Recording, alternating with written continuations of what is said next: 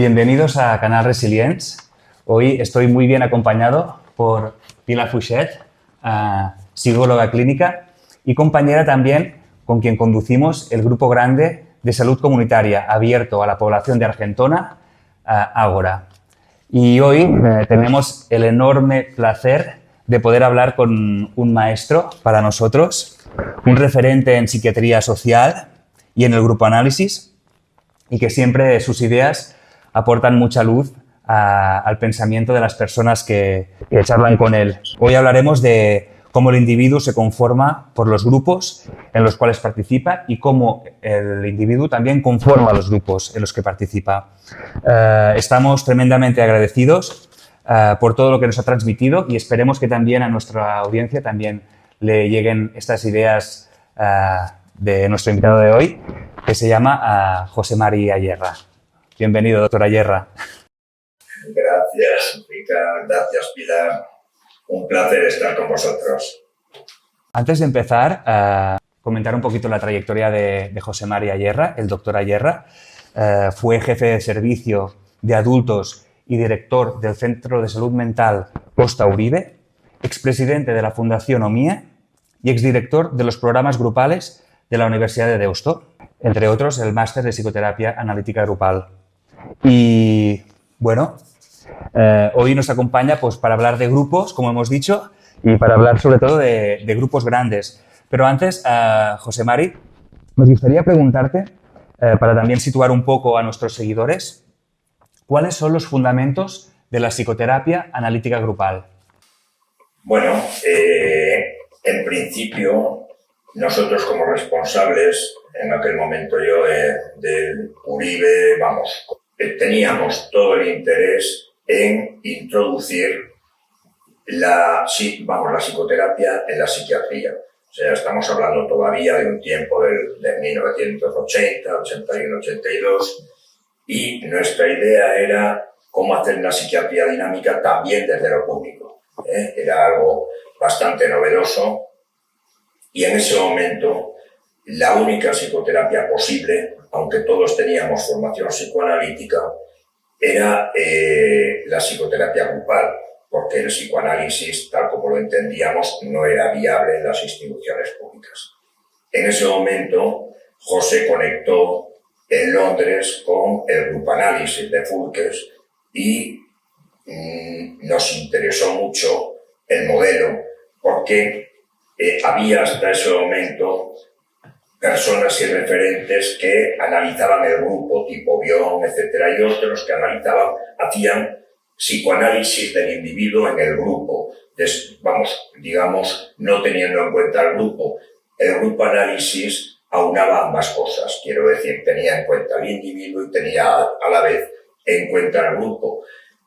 Quizá por eso, y también por la necesidad de tener un cierto aval de un instituto como el del grupo análisis que nos acompañase en los primeros tiempos de las formaciones, que en principio fueron diseñadas más para entrenar a nuestra propia gente.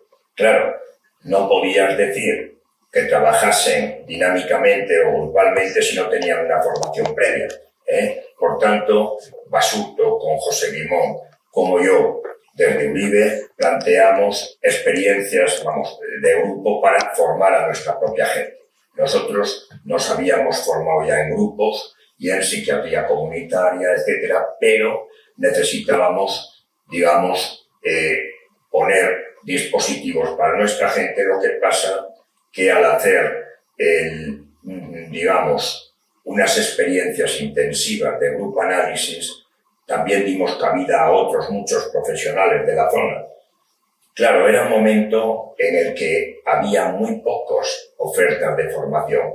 Prácticamente estaba o lo biologista o estaba los psicoanalistas, pero en dos áreas totalmente diferentes. Uno iba para la psiquiatría privada, el otro, los biologistas eran lo que teníamos en los manicomios, en algún hospital que entonces, y muy poco desarrollo extrahospitalario. En Uribe Uribe Costa, área experimental, Uribe Costa Salud Mental, que es como se llamaba entonces, como veis, era un área experimental que en un momento de cambio, con la muerte de Franco, hubo un momento muy álgido, tanto socialmente, con unos niveles muy esperanzadores, etcétera, como, bueno, todo ese movimiento, esa ola de cambio, es lo que propició que un comité de expertos, también liderados por Julia Guerra, José Limón, algunas personas políticas, etcétera, plantease un modelo extrahospitalario, un modelo comunitario. ¿Qué es lo que pasa? Que si ese modelo comunitario se ponía en la red de salud mental, como los psiquiátricos, nosotros aquí en Vizcaya, por ejemplo, teníamos 3 psiquiátricos muy potentes, automáticamente se desvirtuaría el proyecto, por lo que nos dieron una autonomía implicando en nuestra institución a los ayuntamientos, y se hizo un tema administrativo de consorcio. Era, digamos, una asamblea donde estaban los alcaldes y concejales de los municipios, de todos nuestros municipios. Ellos aportaban un 50% y el otro 50% lo aportaba Osakidetza, que también estaba representado, pero teníamos un funcionamiento totalmente autónomo, también en los presupuestos, o sea que por encima de mí solo tenía ya los políticos y teníamos que negociar cada año los presupuestos de nuestra institución con el hospital de día, con un servicio de psiquiatría de adultos, con un servicio de toxicomanía o de psiquiatría infantil. Quizá conviene, hago estas aclaraciones previas, porque si no llega a ser por esta situación, probablemente muchos de nuestros programas no hubiesen sido posibles.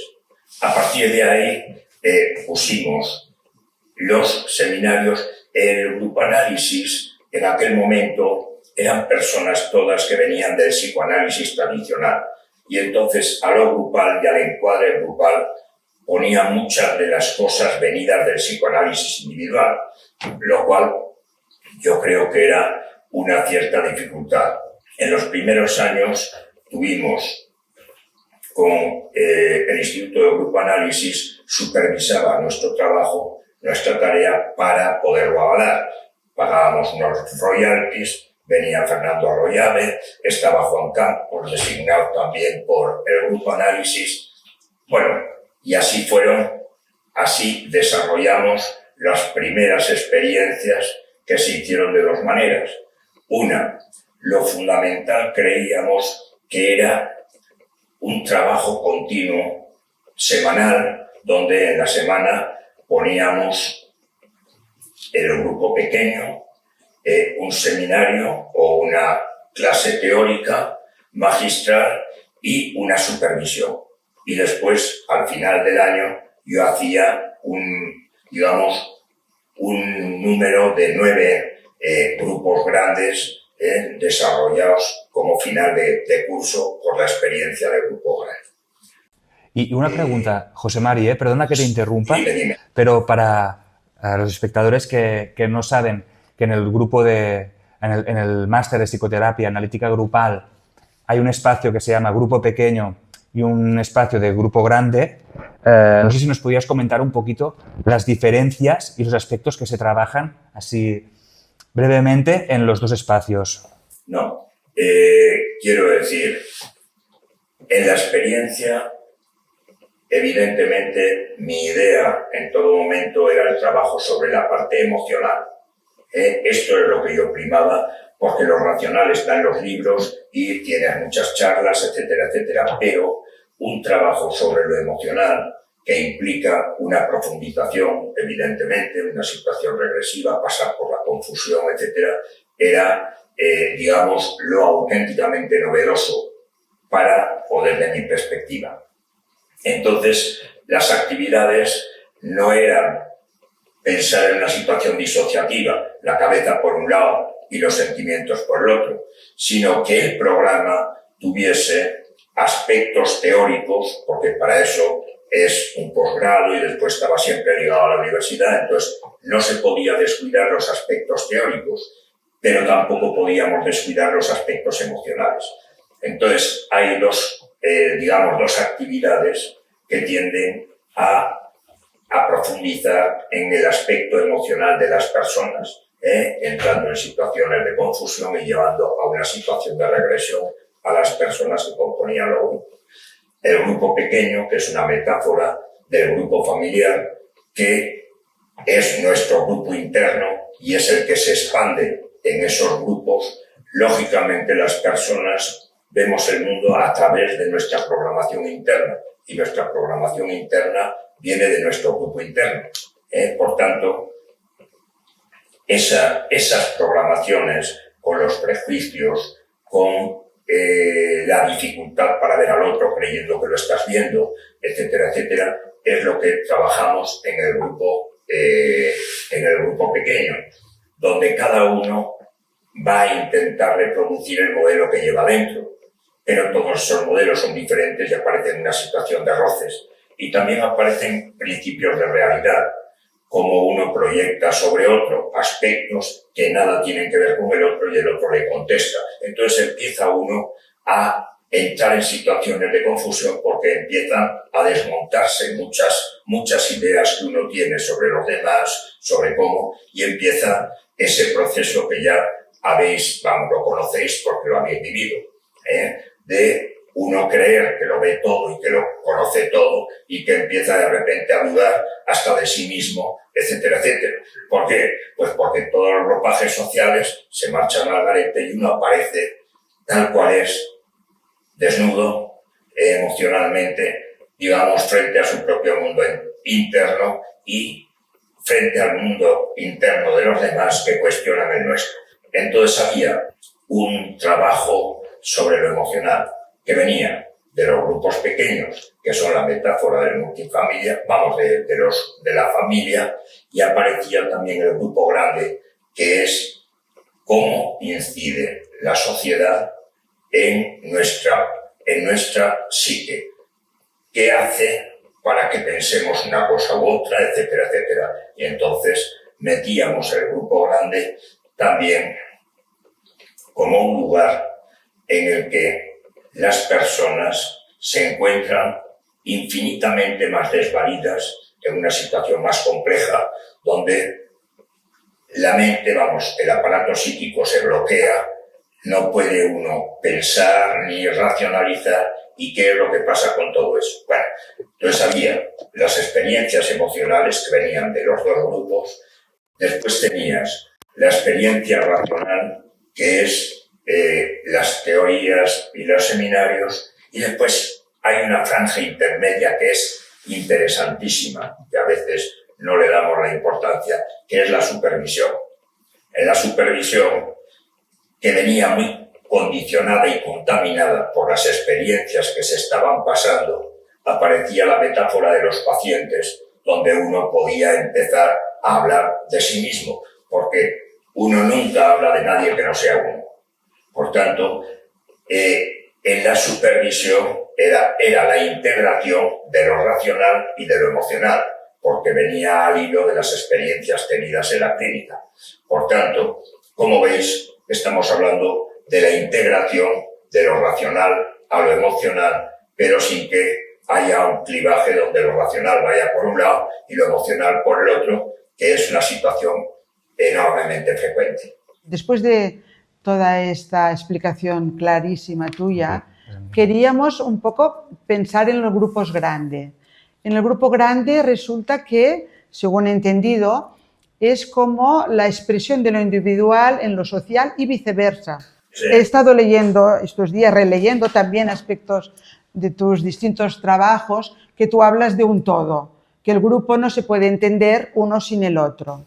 Entonces, la pregunta sería, en esta sociedad actual cambiante, ¿no?, donde lo que se valora es la rapidez, donde todo se puede, donde los límites, esta sociedad que conocemos, la pregunta sería un poco, el grupo grande, ¿cómo aparecen en él seguramente nuevas patologías, nuevas maneras de relacionarse, quizá también nuevos mecanismos de defensa. Y si pudiéramos pensar en lo social, ¿cómo ha podido variar todo esto en relación a esta sociedad tan cambiante, tan rápida y con esta falta de límites, por decirlo de alguna manera? Bueno, la experiencia del Grupo Grande para mí es una experiencia magnífica porque nos permite pensar lo social desde el Grupo Grande.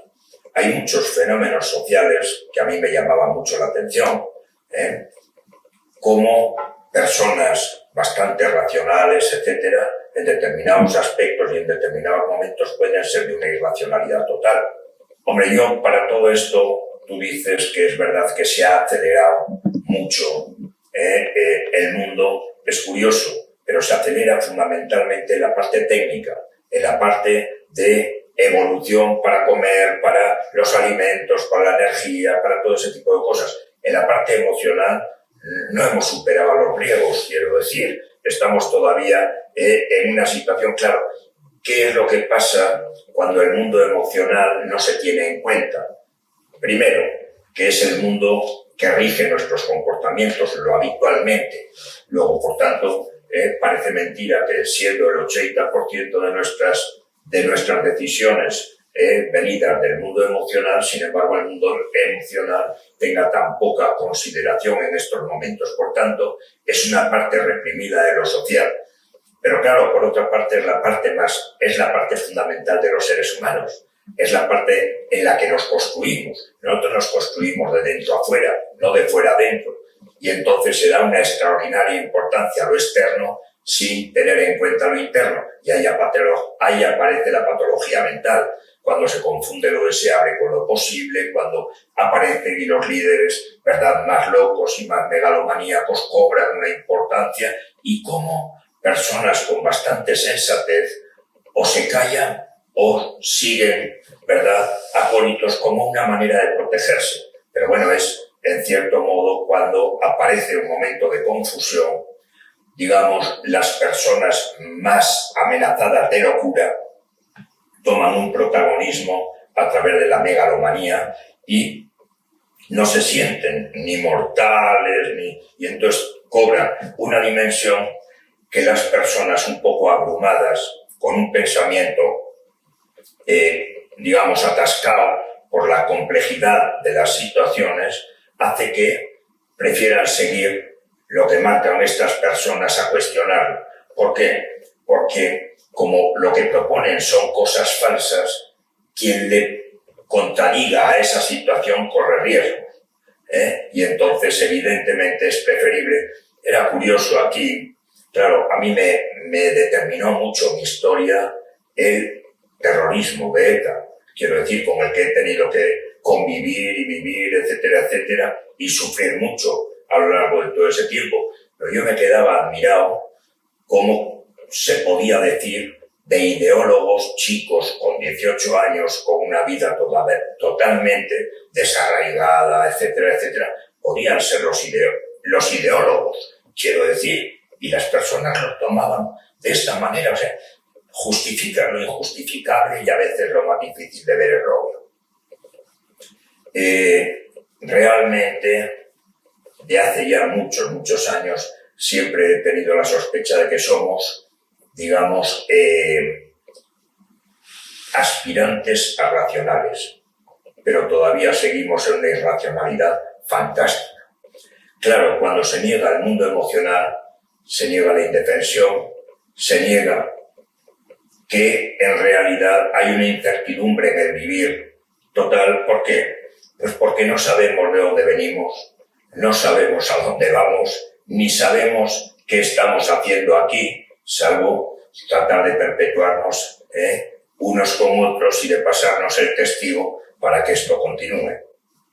Entonces, claro, si tú niegas toda esa parte, si niegas el hecho de que ninguno de nosotros podemos asegurar, pero no nosotros, ni el hombre más importante del mundo, puede asegurar estar vivo mañana, quiero decir, ni siquiera dentro de 10 horas. O sea que todo eso son realidades del ser humano.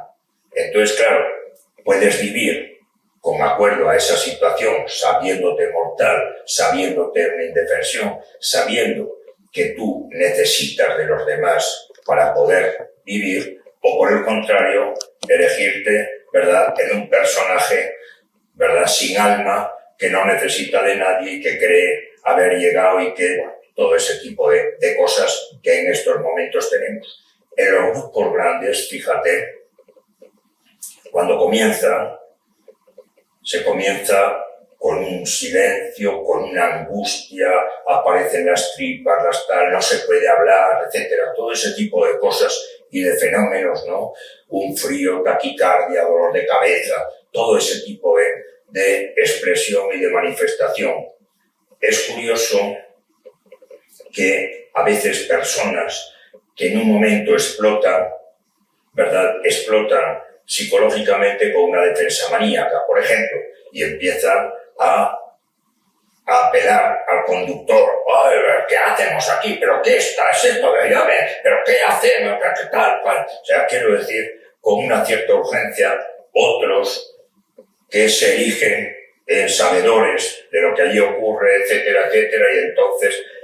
Pero fíjate que todas esas personas que se rompen en un principio y que tienen un protagonismo, cuando el grupo se estructura, cuando el grupo ya va a un mayor nivel de racionalidad, suelen desaparecer y son las personas a tener en cuenta para acompañarnos en otros momentos en el que el grupo esté un poco más estructurado.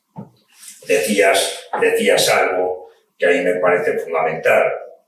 Quiero decir, el funcionamiento holístico de las cosas, ¿no? Un funcionamiento global, en el que la complejidad es una cantidad de elementos, pero que sin tenerlos en cuenta es como un puzzle, no tenemos la imagen completa de lo que está pasando. Pero eso pasó también en la psicopatología, cuando se creía que el síntoma, ¿verdad?, tratando el síntoma estabas tratando algo. Y en realidad el síntoma era un lenguaje, una expresión de un malestar a otro nivel y las cosas podían venir condensadas y desplazadas. Bueno, en el grupo grande se ve muy bien cómo el síntoma es una persona que entra en confusión, una persona que se rompe, una persona que cree que nadie le ve, o una persona que se cree visto por todos y que tiene la responsabilidad de decir cosas muy importantes porque todo el mundo le va a juzgar. O sea, todos ese tipo de fenómenos se dan en el grupo grande y son del grupo grande. No se entendería este síntoma fuera de ese grupo, porque estaríamos hablando de la psicosis, quiero decir, y no de una situación que emerge en un momento determinado como respuesta a una excitabilidad que el grupo conlleva a todos. El confundir la parte con el todo, estamos ya dentro de la psicosis, estamos ya dentro de todo ese tipo de cosas, que es lo que ocurre con muchas personas. Cuando la función del líder en el grupo grande, ¿cuál es? Permanentemente integrar, porque la tendencia con el susto es que cada uno se meta dentro de sí, o que cada uno busque un grupo de referencia. Por ejemplo, en nuestras experiencias que tienen en los grupos grandes que hacemos en la formación, claro, tienen una estructura multifamiliar. ¿Por qué? Porque vienen todos acompañados por el grupo pequeño. Y en muchas ocasiones se sientan juntos y en muchas ocasiones, digamos, se apoyan entre sí o salen, ¿verdad? Se sienten protegidos en el grupo pequeño. Entonces, evidentemente, el grupo grande enseguida, si lo dejan discurrir, aparecen los psiquiatras, los psicólogos, los problemas venidos de unos y otros de las instituciones, etcétera, etcétera. Y el conductor está permanentemente integrando. Pero para que un conductor integre, ¿qué es lo que se requiere? Que él esté integrado. Claro, si no está integrado, evidentemente se inclina en favor del grupo que más le conviene, es al que favorece, etc. Entonces, sí que es como el director de orquesta que o permite que todos puedan tocar e incluye, o por el contrario, puede ser el elemento de exclusión de una parte u otra parte. Y entonces, evidentemente, aparecen las pseudo-identidades, porque el grupo grande queda dividido y confunde la parte con el todo y empieza la guerra entre unos y otros. En una de estas preguntas que quizás salto el orden, aparecía en el inicio de los grupos, como tú nos estás planteando, todos estos aspectos confusionales. Y lo que hemos estado viendo con Ricard en los grupos grandes que ahora empezamos, es que los participantes, aparte de la confusión, a la fragilidad, por otra parte, todos los sentimientos más negativos de odio, de qué estamos haciendo aquí, ¿no? De desconfort. Pero lo que yo he estado leyendo es que si ellos aguantan esta situación, pueden mantenerse en otro día y en otro día, es desde ahí donde pueden reestructurarse. Claro. Y ir acompañando un diálogo más positivo, más propicio al cambio. ¿Esto sería así, José Mari? Eso, hombre, evidentemente, si a la primera de cambio uno sale corriendo, evidentemente se marcha con un lío en la cabeza del carajo y una idea totalmente equivocada. Pero que hay personas que no pueden mantenerse en el grupo grande. Lo hemos visto que hay personas que están un día pero que no pueden y no vuelven. Bien, en el grupo grande hay una condición que a mí me parece fundamental y es la voluntariedad en la asistencia. No se puede forzar a nadie a estar en un grupo que puede ser tan disruptivo y tal. Entonces, en la experiencia nuestra, por ejemplo, el primer año hay una persona que no puede estar más que muy de vez en cuando, etcétera, etcétera. Pero, sin embargo, en el paso del tiempo puede permitirse estar un poco más. Claro, si una persona teme, digamos, entrar en una situación de locura, destruirse internamente, etcétera, lógicamente se preserva saliendo, como en nuestros grupos de psicóticos o en el multifamiliar, etcétera, etcétera, está la voluntariedad de estar, pero también en un momento determinado el respeto a que alguien pueda salir y volver a entrar. El que no puede entrar por dificultades propias, primero se acepta esa dificultad y después se mira cómo echarle una mano para que pueda sortearla. Por eso me parecía fundamental, por ejemplo, en los primeros grupos que vinieron de Grupo Análisis con toda la staff, etcétera, etcétera, aquí en Bilbao, claro, hicimos un grupo y a las 3 de la mañana atendía a una persona con una crisis psicótica, etcétera, etcétera. Me pareció que los experimentos con gaseosa, no puede ser que alguien venga, quiero decir, y se le abra las tripas y se le diga, oiga, sujétese las tripas que volvemos otro día, ¿no entiendes? No, todo eso me parecía absolutamente inadecuado.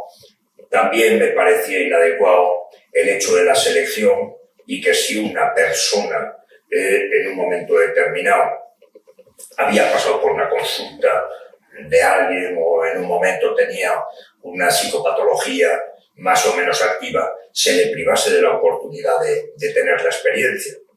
Entonces, evidentemente, me tocó el feo papel a veces de tenerle que decir a alguien, a un compañero, que estaba trabajando en clínica, que estaba en la institución, cómo se le puede abandonar. Bueno, y decirle que, hombre, que el contexto no era y que tenía que marcharse a la privada o hacer lo que sea. Y realmente era algo que chocaba contra mi manera de ver. Realmente nadie tiene, ¿verdad?, la capacidad de hacer juicio sobre nadie y de quitar una oportunidad a alguien que está permanentemente en una situación de conflicto. Por tanto, y después mi experiencia ha sido que las personas más necesitadas son las que más se han beneficiado. Pero claro, para eso hace falta creer en las personas, en su capacidad evolutiva y no tener el prejuicio de los locos, de la cronicidad, de todo eso, que para entonces para mí ya no existía, ya lo había. Tenemos una plasticidad enorme y es verdad que cuando hay una psicosis que viene de muy lejos, etcétera, etcétera, digamos, la persona no ha podido adquirir recursos para poder vivir por sí mismos, etcétera. O sea, pero desde luego nosotros no seremos una losa para nadie, porque las personas que vienen por lo menos han hecho una carrera, o sea que quiero decir, no están tan dañadas como podríamos imaginar. Y todas estas personas son las que más han agradecido y de las que yo me siento más orgulloso cuando me he encontrado con personas que estaban cuando vinieron extraordinariamente mal y que sin embargo luego pudieron reorganizarse. José Mari, un poquito comentarte que el grupo grande que conducimos con Pilar se llama Ágora y que es un grupo comunitario, o sea, abierto a toda la comunidad para promocionar el bienestar emocional y para tratar los fenómenos sociales dentro del grupo, ¿no? Con los participantes. Entonces, bueno, estamos en esta primera fase donde hay personas que no vuelven y hay personas que van volviendo, ¿vale? Que, bueno, unas 20, 25 personas que se han quedado. Y, bueno, vamos trabajando una vez al mes y, bueno, pensando y hemos leído en diversos artículos que el objetivo del grupo grande no es tanto socializar el individuo, sino humanizar la sociedad, ¿no? Entonces, un poquito es el motivo por el cual hemos hecho este grupo, ¿no? ¿Y cómo crees que humaniza un grupo grande? ¿Cómo nos humanizamos en nuestros programas formativos? Pues bien sencillo, una persona es más social cuanto más individual. Es curioso porque parece una paradoja, pero como estamos compuestos por trocitos de los otros, cada vez que uno se reconcilia con el padre, se reconcilia con todas las figuras de autoridad que le van a representar. Cada vez que se reconcilia con la madre, aparece la esperanza de las instituciones que hacen de madre, etcétera, etcétera. O sea que nos vamos socializando en la medida en que nos vamos integrando. Evidentemente, como luego, porque esto no es que uno se socialice y la sociedad no, sino que cuando uno se humaniza, humaniza también lo social. ¿Por qué? Porque socializamos lo que llevamos dentro. Si llevas malestar, vuelcas tu malestar, y si llevas una tranquilidad interna y estás contento contigo mismo, etcétera, puedes socializar ese bienestar y tratar un poco. Después, hombre, decía algo que me parece fundamental porque estábamos hablando de grupo análisis, etcétera.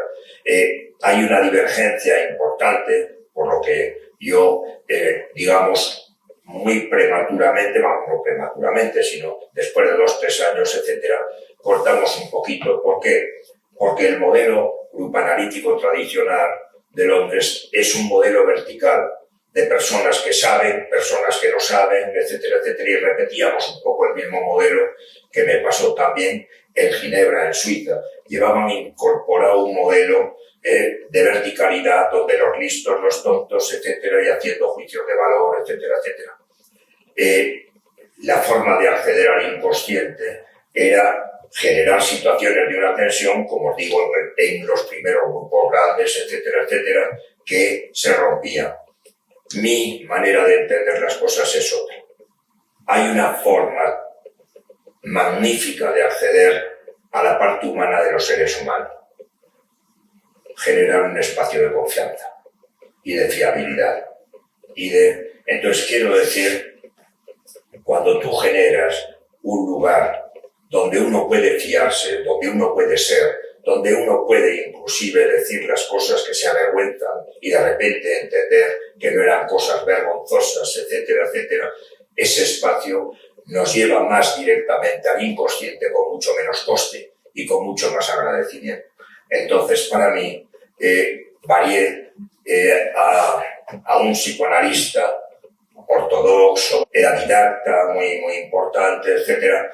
Cuando salí de su grupo, después de haber estado en un grupo horrible, vamos, donde se mascaba la tragedia, había unas cosas, bueno, lo que quieras.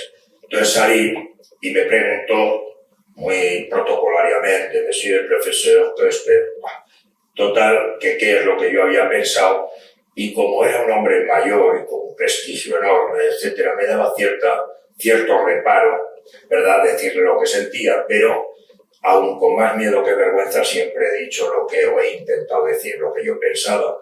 Y le dije, mira, Jorge, creo que todo lo que has hecho para mí, a mi modo de ver, es un inconveniente. Perteneces a la escuela pedagógica que es tradicional, de que la sangre, vamos, la letra con sangre entra. Y yo pertenezco a una escuela en la que creo que la vida ya hace sangre y que lo que tenemos que ayudar a las personas es hacer letra de esa sangre, no hacer, ¿verdad? Y esperar a que el inconsciente salga por rebosamiento, porque, hombre, también los caballos, si les coges de las pelotas, corren más, teóricamente, que los que mueren antes, quiero decir, ¿no? ¿Entiendes? No. Entonces, el modelo que yo propongo para grupos grandes, para grupos pequeños, para todo tipo, es un modelo de horizontalidad donde nadie es capaz, nadie tiene derecho a hacer juicios de valor sobre los demás, que cada uno va a hacer lo que pueda hacer, inclusive no venir, pero que es parte digamos, es parte del encuadre. Saber que todos los que están porque quieren estar, no porque nadie les está exigiendo entrar, porque de esa manera pueden beneficiarse. Lo que nadie puede beneficiarse es del sometimiento. El sometimiento nos lleva a lo falso, al como sí, a las palabras vacías, a discursos. Entonces, por ejemplo, yo he dicho a veces que no hay grupos grandes ni pequeños.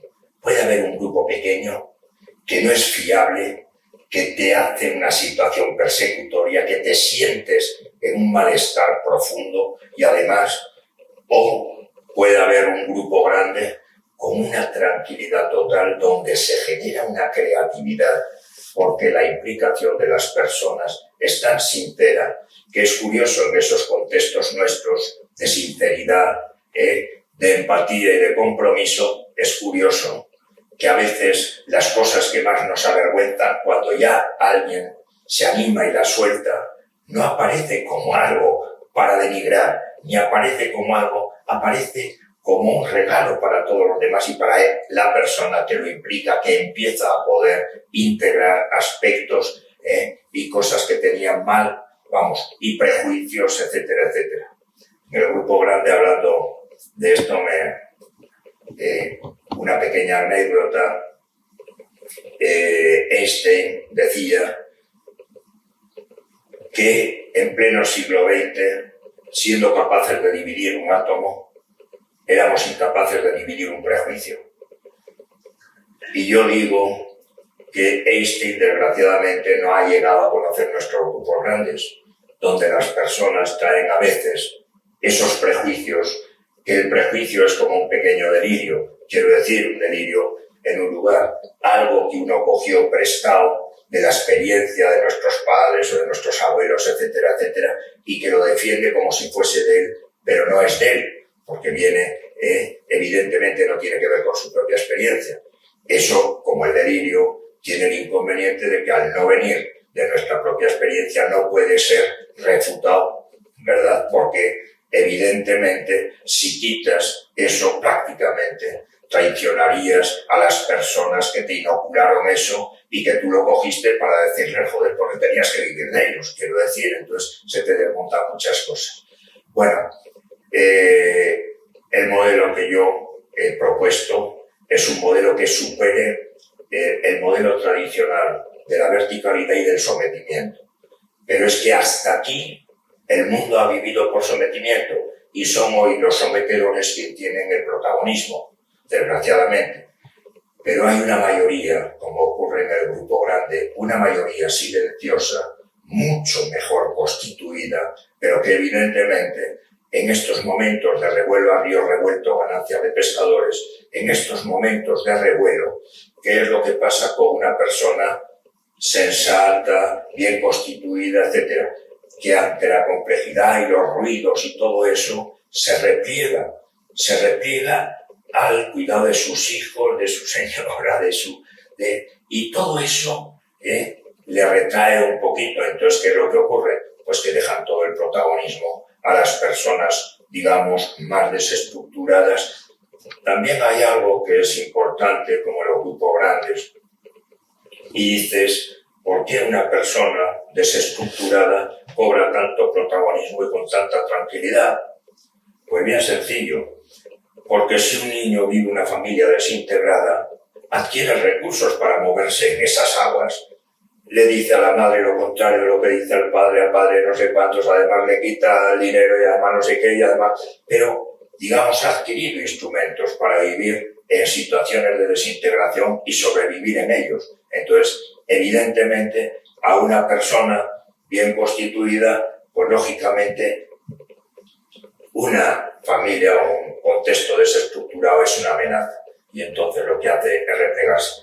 Pero que haya tal cantidad de personas silenciosas no nos debe de hacer olvidar que son las que mueven el mundo en realidad, que estos otros mueven mucho menos y tienen mucha menos importancia. Eso sí, gritan y todo eso, pero no tienen nada que ver con la realidad de las cosas. Otro elemento fundamental, no, para mí en cuanto al hacer con grupos grandes, es fiarse mucho de las personas. Nadie tiene derecho a hacer un juicio de valor sobre nadie. A veces decimos lo que nos sugiere alguien a través de nosotros mismos, de nuestras tripas, y el otro dice, coño, resuena, y dice, joder, pues ha habido contacto. Y es un momento muy entrañable, un momento de mucha... Pero mientras el otro no, todo lo que se diga tiene que ver conmigo. Nos beneficiamos de esta experiencia en el máster durante 3-4 años y la verdad es que sí que para nosotros, o sea, sí que es un espacio donde se van disolviendo los prejuicios, donde vas entendiendo todos estos movimientos emocionales que son tan primitivos y tan primarios y acerca mucho, pero sin personalizar, ¿no? Acerca a las personas, pero como hay como una especie de compañerismo y de humanidad que realmente es increíble, o sea que es... Y por eso lo hemos podido trasladar también, Pilar y yo, a la atención primaria, que esto no sé si hay...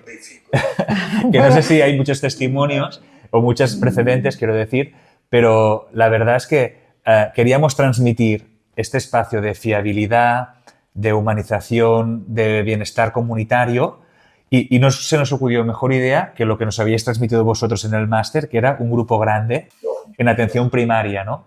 Y un poquito te queríamos preguntar, José Mari, ¿cómo lo ves? Si esto en atención primaria, no sé, tiene algunas especificidades, algunas características. Es un grupo abierto como un ágora de la antigua Grecia, donde la gente venía. Totalmente. Sí, puede venir abiertamente. A dialogar. Sí, sí, viene abiertamente lo que tú dices, no viene porque quieres, un día no viene, pues, ¿no? A nosotros, a los dos, a veces nos cuestionamos también como conductores de un grupo de estas características, cómo situarnos, ¿no? Si simplemente tú has hablado de una orquesta, ¿no? Del director de orquesta que ¿no? da el paso a un instrumento, a otro, pero que se mantiene sin intervenir como desde la confianza, desde que el otro pueda confiar. No sé, que nos ayudes también a pensar desde sí, ahí. ¿Cómo lo ves en este ámbito y cómo la conducción? Primero creo que es una falacia creer que los pacientes mentales están en nuestros servicios. Los pacientes mentales están en la vida. Y en muchas ocasiones los detecta el médico de atención primaria. ¿Por qué? Porque las enfermedades son psicosomáticas y en muchas ocasiones la primera expresión de un malestar viene a través del cuerpo y a través de... Por tanto, quiero decir, cuando hablamos de salud mental, estamos hablando de la salud de todos, ¿no? En general. Nuestros centros son la punta del iceberg, pero evidentemente ni siquiera los pacientes más graves vienen a nuestro centro. Todos los actuadores, los perversos, todo ese tipo de cosas no vienen. Vienen a veces personas que con delirios, etcétera, llaman la atención y te vienen y te los traen, etcétera, porque tienen. Pero hay una gran patología y hay una gran patología que llega a los médicos y muchísimas personas vuelcan sus aspectos. El médico de pueblo de antes, que no tenía vademécum, lo que hacía era escuchar y eran auténticos psicoterapeutas y ponían en relación las enfermedades con las crisis, con los momentos de las familias, etcétera, y podían entender de esas enfermedades. Que lógicamente cuando hay muchas personas buscando referentes en estos momentos, los encuentran en las sectas, en las religiones, en los partidos políticos, etcétera.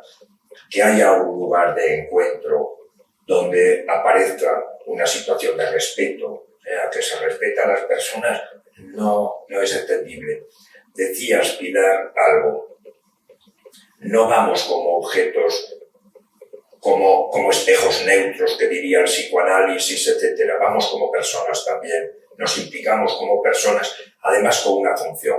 Lo importante, evidentemente, es que para que ellos puedan discurrir con tranquilidad, alguien tiene que estar llevando el rumbo. Quiero decir, como la nave. Pero no quiere decir que en un momento, y además en un grupo de estas características hechos en atención primaria, etcétera, es más importante que nunca que vosotros no permanezcáis muy fuera del asunto, sino que os sientan participando, que os sientan. ¿Por qué? Porque tampoco vuestro compromiso es de la salud mental, ni de curarlo, ni de nada de eso. Simplemente posibilitar un lugar donde poder hablar con tranquilidad y donde poder estar aportándonos unas cosas u otras. Irán al grupo, habrá una selección ya por el tipo de propuesta, irán personas muy sensibles y también muy dañadas y van con las expectativas de lo terapéutico, pero no se atreverían a ir a lo terapéutico y entonces vienen a algo que pueda, y eso, si es un lugar de encuentro sincero, tranquilo, etcétera, pero vosotros no podéis permanecer mucho en la neutralidad. ¿Por qué? Porque cuando se dan fenómenos de angustia, no es conveniente generar unos niveles de angustia altos. ¿Por qué? Pues porque no tenéis otro dispositivo ni otros lugares. Por tanto, ahí tenéis que intervenir un poquito más desde la razón. Entonces, lo razonable en el grupo grande no es una racionalización simplemente, sino que es apagar o disminuir un poco los niveles de angustia, llevando un poco a situaciones de racionalidad, que es deseable. Entonces, que hay mucha emoción y que empieza a discurrir por lugares un poco más profundos, que sería un poco menos manejable o por lo menos podría llevar a asustar a otros muchos, uno lo puede reconducir a través de la razón como fenómenos del grupo grande, diluirlos en el grupo como un elemento de todo, para que las personas no se asusten, sino porque cuando llegas a un grupo grande, cuando estableces una situación emocional, se genera una situación como de borrachera, de falta de control. Quiero decir, y en un momento determinado puede aparecer alguien desvelando cosas excesivamente íntimas y ahí, hombre, estáis en un contexto donde la intimidad, donde no podéis preservar que después no se hable, etcétera, y entonces tenéis que estar cuidándolos también en su desnudez, aunque lo podáis coger, eso se puede coger muy bien metafóricamente, desplazándolo a pacientes de fuera. ¿Me entiendes? Sí, porque en muchas ocasiones atiendo a alguien que tal, y entonces haces como un desplazamiento para despersonalizar, para quitar esa situación.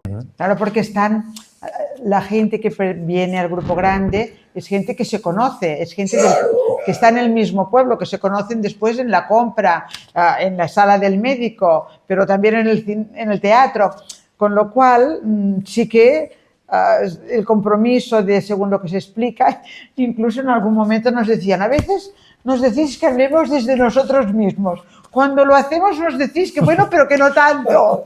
¿No?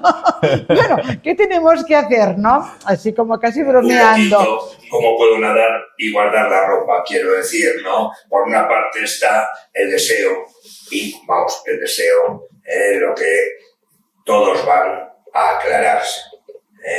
Pero por otra parte les asustaría porque para aclararse tendrían que... Y todo eso hay que pensar en una matriz. Entonces estáis comenzando y construyendo una matriz de fiabilidad y después aparecerán personas que irán adquiriendo una experiencia y como hay algo que es fantástico en los seres humanos, ayudar a otro ser humano es de una gratificación para uno mismo, porque esto siempre es recíproco, quiero decir. Entonces habrá personas que irán acumulando, que en un momento determinado vendrán con un problema de un cáncer de un hijo, del cáncer de su mujer, y esas cosas que son de la vida cotidiana hay que acompañarlas y permitirlas, pero al hilo de que sean circunstancias de ese orden muy racionalmente entendibles, ¿no? No podríais hablar de cómo no sé quién tiene relaciones sexuales con no sé cuál, que también se conocen todos porque sería un lugar no propio. Pero poco a poco, con este otro elemento de la vida, de dificultades, de no llegar a final de mes, de que me han echado, de un hijo que está dando problemas en la adolescencia, o sea que ellos se ven más en la vida cotidiana, con los problemas cotidianos, etcétera, etcétera, y ahí es donde tenéis un gran filón, también a través de las enfermedades, etcétera, etcétera, que son situaciones de desplazamiento. Hay muchos tipos de soledad y que en comunidad también se vive, como decías tú, paradójicamente, hay mucha soledad. La soledad no deseada o aspectos que vivimos en solitario, ¿no? Como solías decir. Y bueno, que si te parece como habitual que este tipo de temáticas salgan en las primeras sesiones de grupo grande que se está constituyendo. ¿Qué es lo que os decía? Van personas con malestares internos, porque el tema de la soledad es de quién se están acompañando en la vida cotidiana y del tipo de clima emocional y del tipo de relación que establecen. Que estamos solos en el mundo es evidente. Esto es como el Camino de Santiago. Tú vas al Camino de Santiago y te sientes muy reconfortado cuando te encuentras con alguien y vas charlando y tal y cual. Pero el camino lo haces tú y tus pies son los tuyos y todos. Entonces quiero decir, pero es verdad que conjura los temas de abandono y de muerte, etcétera, lo conjura una relación emocional. Entonces, cuando decíamos lo del grupo, cuando alguien viene a nuestra experiencia, nadie viene pensando ni en el grupo ni en los otros. Cada uno viene pensando en sí mismo. Y que en un principio empieza al tercer año, o sea, ¿quién soy yo? ¿Quién eres tú? Primer año, segundo año, esto es tuyo y esto es mío, se discrimina más los límites de cada uno, y el tercer año, esto es nuestro. Cuando uno empieza a interesarse por el grupo, cuando se da cuenta de que el bienestar del grupo es su bienestar y que el bienestar del otro es su propio bienestar, entonces empieza, pero no porque desee que al otro le vaya bien, sino porque te juegas tu propia existencia en ese nosotros, ¿no? Entonces aquí también hay, con mucha sensatez, sin ninguna prisa, con toda la tranquilidad del mundo, metiendo inclusive conceptos racionales para enfriar un poquito, y dejando que vayan emergiendo, y lentamente, pero muy lentamente, sin ninguna prisa, fiaros mucho de vosotros, fiaros mucho de ellos. Quiero decir, y poco a poco tienen que aparecer los contenidos íntimos, los más, casi como si fuesen de una naturalidad que, joder, es lo que pegaba, quiero decir, tiene sin tensiones, sin nada, y con un enorme respeto.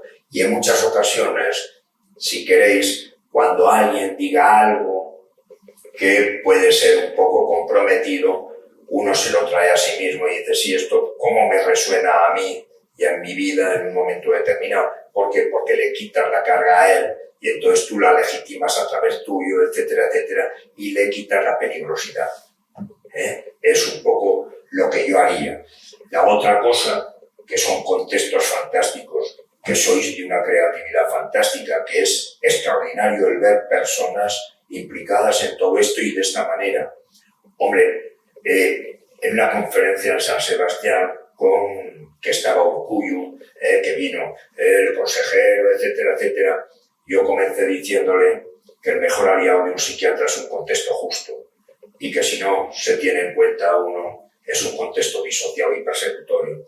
Evidentemente no me entendería, pero bueno, yo se lo tenía que decir.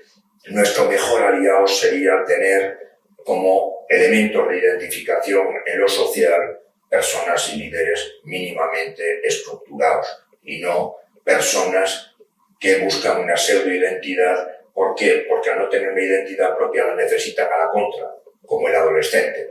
¿Qué piensas tú? No, Cuando tú le dices qué piensas, te dice, pues yo no, yo lo contrario. Bueno, pues esa es la pseudoidentidad. Alguien que no tiene ideas propias, que no la tiene integrada y que necesita del contraste con otro para tener la sensación de que existe y que tiene ideas por sí mismo. Es magnífico y la única cosa, no tener prisa. Decías el tema del miedo a la muerte y el miedo al abandono, etc. Todos los miedos remiten a la muerte, absolutamente todos. Si lo único que nosotros hacemos es tratar de jugar una partida con la muerte y tratar de aumentar la vida el tiempo que podamos, no es otra cosa. En eso consiste la historia. Y hay gente que cree que la mejor manera de sobrevivir es acaparar dinero, y entonces acapara dinero. No por el hecho, sino porque tiene la sensación de que controla las enfermedades, los medios. Es todo falso, quiero decir. La mente es una falacia. Es un espacio virtual que no tiene nada que ver con lo real. Lo real es que todo el mundo o aceptas la posibilidad, pero si aceptas la muerte, aceptas tu indefensión. Si aceptas tu indefensión, aceptas la indefensión de los demás. Y si aceptas la indefensión de los demás y la tuya propia, para conjurar la indefensión no te queda más que la solidaridad. Nunca la imposición, etcétera, etcétera. Entonces, claro, en el momento en el que uno se sabe vulnerable y necesitado de los otros cobran una dimensión para uno importante. Cuando hablan de muerte, pueden hablar de que han tenido experiencias o de duelos. Suele haber muchos duelos no elaborados que van después a atención primaria de una manera u otra. El hablar de duelos, el hablar de muerte, el hablar de los momentos, el hablar de la adolescencia. O sea, vais a tener en el grupo todos los pasajes de vida. Y se trata de hacer una escuela de vida, quiero decir, no de otra cosa. Y eso es y todo eso es lo terapéutico. Parece que cuando decimos la palabra terapéutica le ponemos, ¿verdad?, que que la rigidez, que no tiene nada que ver. Terapéutico es encontrarte con una persona grata y tener un encuentro emocional fenomenal, que te ha sentado de cine, que estabas jodido, que le han dicho no sé qué. Ponemos terapéutico cuando se da en nuestros despachos. Pero en la vida cotidiana hay tanto de mal y tanto de bien, que es eso lo que tenemos que aprender para... Entonces, primero, felicitaros porque sois muy valientes, pero tengo la sensación de que es muy bueno ser valientes y darse la oportunidad, que vais a aprender, os vais a beneficiar mucho más que nadie, con mucho. Ahora, os ha puesto a pensar, a dar vueltas, a tal... En eso consiste. En eso consiste. Sí, y con la suerte, José Mari, de haber experimentado a través de la formación que hemos hecho todo esto que tú estás trayendo, ¿no? Cuando cómo se siente uno en un grupo grande y las veces que yo hubiera salido corriendo en según qué grupos, ¿no? En un lugar como este, ¿no? ¿Cuántas veces? De todas las maneras, por otra parte, es tan gratificante el poder equivocarnos, el poder pedir disculpas, el ver, o sea, y después a los demás os lo van a agradecer enormemente. Quiero decir, porque es una parte vuestra de una generosidad fantástica, quiero decir, y que eso es fenomenal. La única cosa es que sepáis que si os metéis en política tenéis mi voto. Porque también lo haréis magníficamente bien. No nos vamos a meter en política, José Mari. Bueno, pero estáis cambiando el contexto social y estáis dando una oportunidad. Y también, si puede acercarse al grupo, a algunos médicos, sí, están invitados, a algunas personas un poco interesadas, etcétera, sí. Sería importante, porque cuando yo me planteaba el tema, ¿por qué he dedicado tanto esfuerzo a los profesionales? Porque cada persona que cambia y se aclara un poco, se benefician todas las personas que va a ver en su vida, además en su vida personal. Entonces, era un efecto multiplicador, como estamos viendo el otro día, haciendo multifamiliares, nosotros haciendo estos grupos grandes, otros hacía grupos de duelos. Todo esto era inimaginable en nuestra época. Y José decía, ¿pero qué pasa? ¿Qué? Nada, trabajamos en grupo, pero luego nadie hace nada que no tenga que ver con grupos. Y yo creo que la respuesta era que todo requiere de un proceso y de un tiempo. Y vosotros estáis haciendo una experiencia preciosa que es evidentemente enormemente higiénica desde el punto de vista psicológico, pero también enormemente humana, porque vais a desmitificar muchas historias y muchas tonterías, etcétera, etcétera. Fijaros que en nuestro despacho, donde se dilucida lo real, la poca trascendencia que se da a todo el ruido externo. Joder, sale fuera, mira los periódicos, los telediarios, dicen cosas que para nada tienen que ver con el orden de problema que nos plantean las personas cuando vienen. La persona cuando viene nos plantea que tengo dudas con mi mujer, con mi marido, con el hijo, con no sé cuánto, que el trabajo, que es otra historia. Vosotros vais a estar pegados a la realidad de la vida. Y os enseñará mucho, vamos, además de hacer algo magníficamente bien. Vamos, con deciros que si paso por ahí me incorporaré a vuestro grupo gustosamente. Hombre, estás invitadísimo. Sería pero... estupendo, esto sí que sería magnífico. Pero si no te venimos a ver a ti para que nos continúes ayudando, nos venimos a Bilbao, José Mari. A ver, Pilar, yo estoy aquí encantado de estar con vosotros. Pero encantado de estar, de compartir, de lo que queráis. Vamos. Bueno, José Mari, te doy las gracias. Te damos las gracias. Te damos las gracias por todas estas... Es que a veces hay cosas que estábamos haciendo por intuición y no lo podíamos poner estas comprensiones que nos has dado hoy y esta manera de articularlo. Y la verdad es que nos animas a seguir.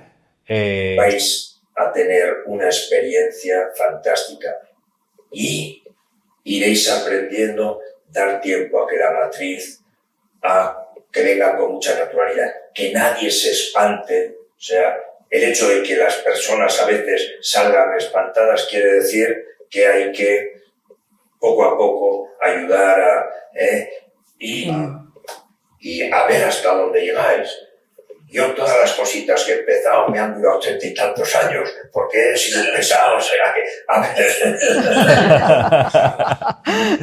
ver. Entonces, Ricard tendrá que irlas continuando. Espero que juntos por muchos años. José Mari, como siempre, gracias. Todo Eres el cariño. eres un maestro, José Mari. Es que nos un ilustras. regalo, José Mari, yo ya te dije. El regalo sois vosotros. Sinceramente, os deseo lo mejor y no será la última vez que charlemos. Cuando queráis. De acuerdo. Muchas gracias. Sí, muchas gracias. Gracias, de todo corazón. corazón.